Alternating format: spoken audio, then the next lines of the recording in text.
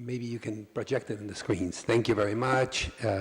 Eminences, Excellencies, fellow academicians and colleagues, it is a great pleasure to join you this morning to review a theme of profound human concern. All continents are involved in the massive movements of people as areas of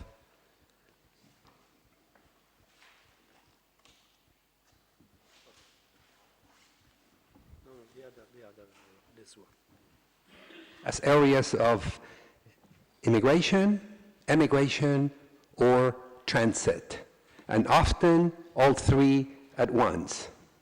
In the 21st century, mass migration is the human face of globalization. The sounds, colors, aromas of a miniaturized, interconnected, and fragile world. Migrations are complex, multi-determined, and not easily reduced to deterministic algorithms. Migrations elude simple mechanistic models of causality because they unfold in complex ecologies involving demographic factors, social practices, economic variables, political processes, and the environment itself. In 2016, there were over 250 million international migrants, and millions more were kin and kith left behind.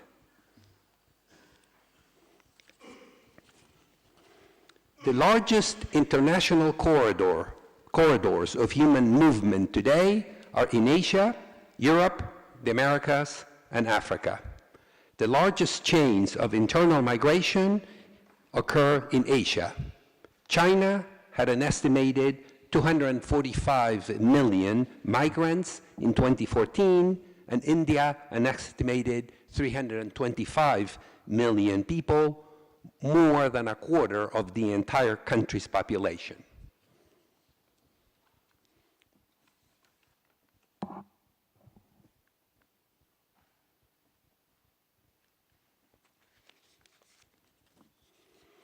Large-scale migration follows well-worn corridors.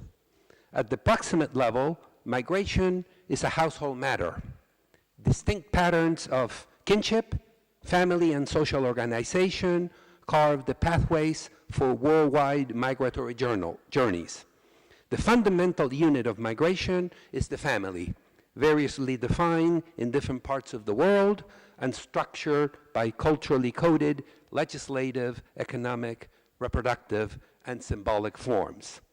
At the distal level, migration is multiply determined by labor markets, demographic imbalances, wage differentials, technological change, and environmental factors. Yet, when looked up close, immigration is a family matter. Immigration is an ethical act of and for the family. Immigration typically starts with the family, and family bonds sustain it. Love and work, Freud's words for the well-lived life, make profound sense in making migration work.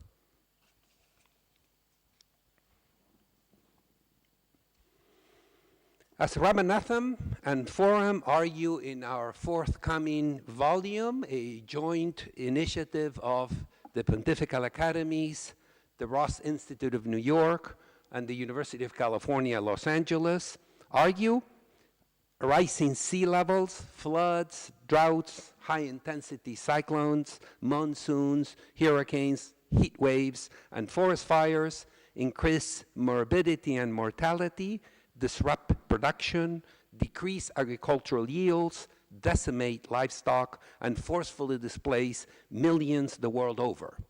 Indeed, weather-related hazards triggered 15 million displacements by 2015, and 4.5 million displacements were brought on by large-scale geophysical hazards. Over the past 8 years, over 200 million displacements have been recorded, an average of 25 million per year.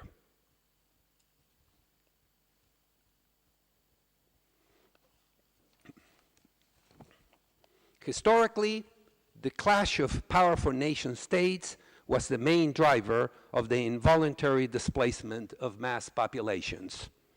2 world wars, the wars of colonial liberation, the Cold War, pushed millions to seek shelter in safer lands. By the end of World War II, Europe had more than 40 million refugees, the largest number recorded in history. The Second World War had another indirect impact on mass migration. The entrance of the United States into the war led to the creation of a guest worker program to recruit temporary Mexican braceros to labor in US fields and factories.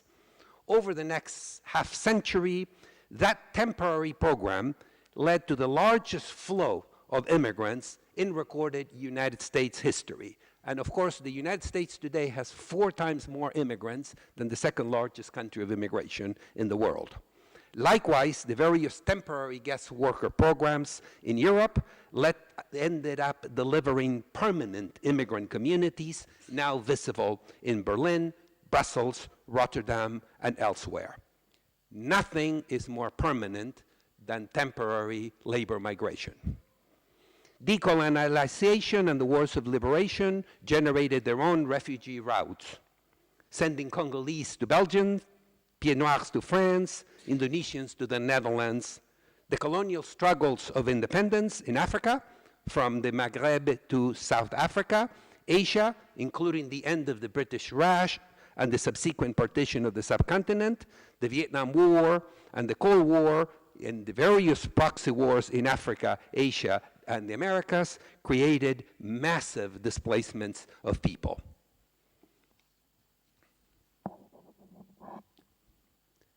The map tracing the great global corridors of the post-World War II era became increasingly blurred with the dismemberment of the Soviet Union in the early 1990s and the end of the Cold War.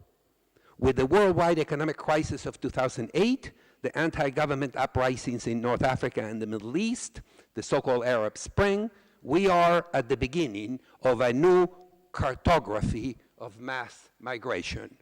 We are now in what I will call the age of catastrophic migrations. Migration is increasingly defined by the slow-motion disintegration of weak states, war and terror, unchecked climate change, and cataclysmic environmental disruptions. Conjointly, these forces are the drivers of the catastrophic migrations of the 21st century. They have forced more people to flee than at any other time in recorded history. By the second decade of the 21st century, on an average day, 33,000 human beings are forcefully displaced from home. By the second decade of the 20th century, mass catastrophic migrations put millions of human beings at risk, challenged the institutions of sending, transit, and receiving nations alike, and obligate us to re-examine its causes and our ethical responsibilities in finding solutions relevant to an entirely new era. In 2017, there were over 64 million forcefully displaced human beings. That is the equivalent of every man, woman, and child in Rio, Moscow, Paris, London, Lahore, New York, Islamabad, suddenly forced to abandon, as the poem reminded us, their home. Internal displacements associated with conflict and violence has also been growing worldwide since the beginning of the millennium. And the 2015 data represent the highest figure ever recorded, almost as twice the number of refugees in the world today are internally displaced people.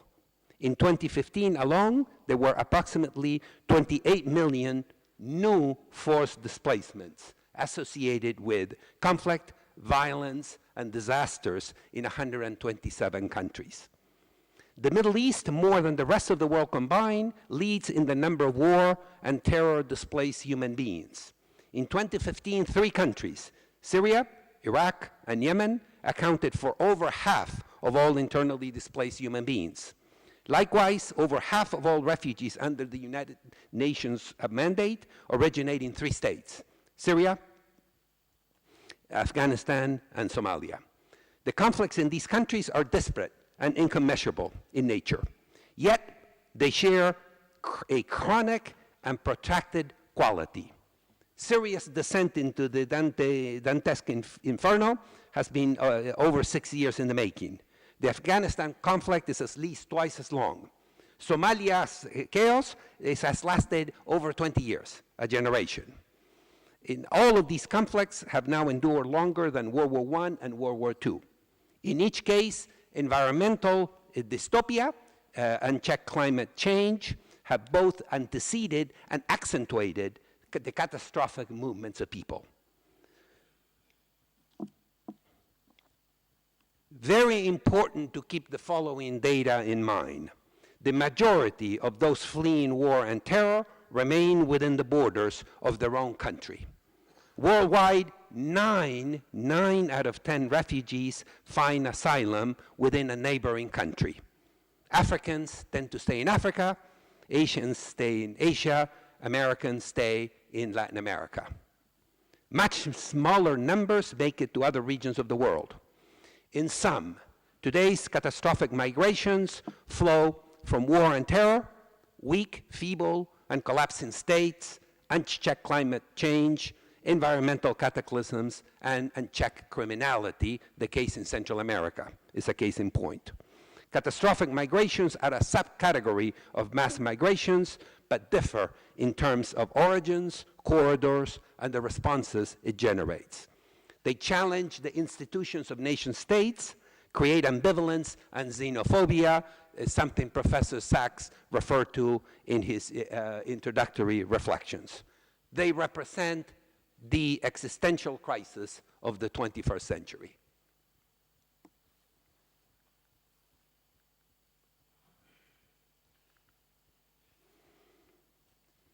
For the first time in recorded history, over half of all forcefully displaced today are children and youth. Indeed, 1 in 8 migrants in the world today is a child. 28 million children have been forcefully displaced from home, and another 20 million children find themselves as international migrants, often finding themselves in situations where the families are facing catastrophic options. With increasing mass deportations the world over, the normative pattern of family migrations in the 21st century is one of family separations, lengthy and complicated reunifications, and massive disruptions due to the forced displacement, deportation of millions of human beings, children included, the world over. This is the face of shame in the 21st century. For the first time in human history, half of all forcefully displaced today are children. The architectures for the protections of refugees and asylum seekers are not geared to the era of failing states, unchecked climate change, and unchecked criminality.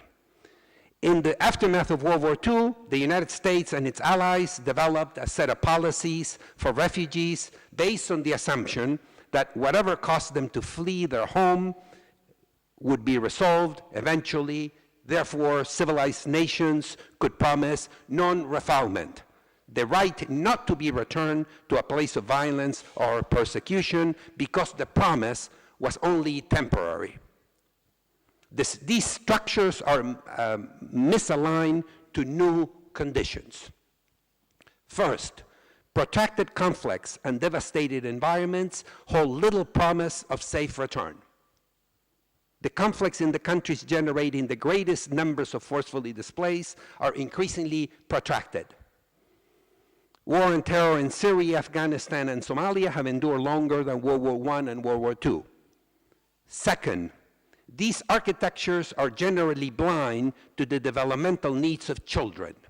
Given the growing numbers of forcefully displaced children, this is a topic of extreme urgency and the topic of our gathering with the Pontifical Academies at UCLA earlier this year. Even when temporary protection is possible or desirable, children in flight need more than a safe haven. They need a place to grow up. As the poem reminds us, they need a home.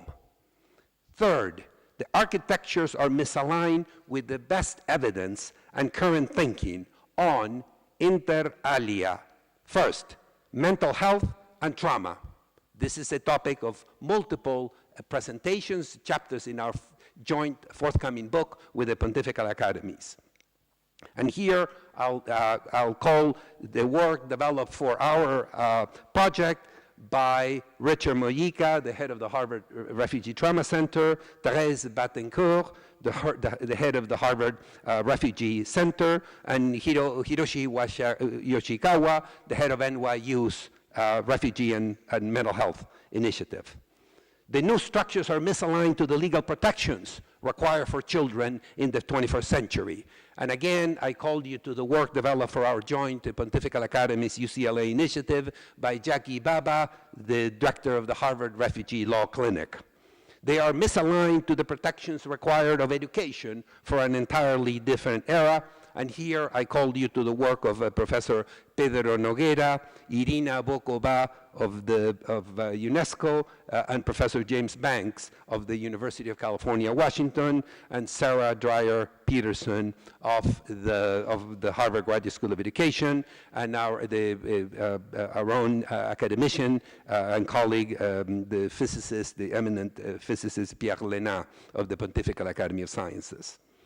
Moving forward, thus, we need to endeavor to identify the needs as well as new models to address health and mental health, legal protections, education, and the well-being of asylum seekers, refugees, and irregular migrants in varied destinations, now living lives in permanent limbo associated with long-term displacements and the failure generated by the world's true crisis, the crisis of containment, where millions and millions of human beings are locked out behind walls in places, in temporary displacement camps that are now more or less permanent. Tragically, in the debate between walls and bridges, walls to date have won the day. We're facing the world's largest crisis of containment in recorded history. Thank you very much.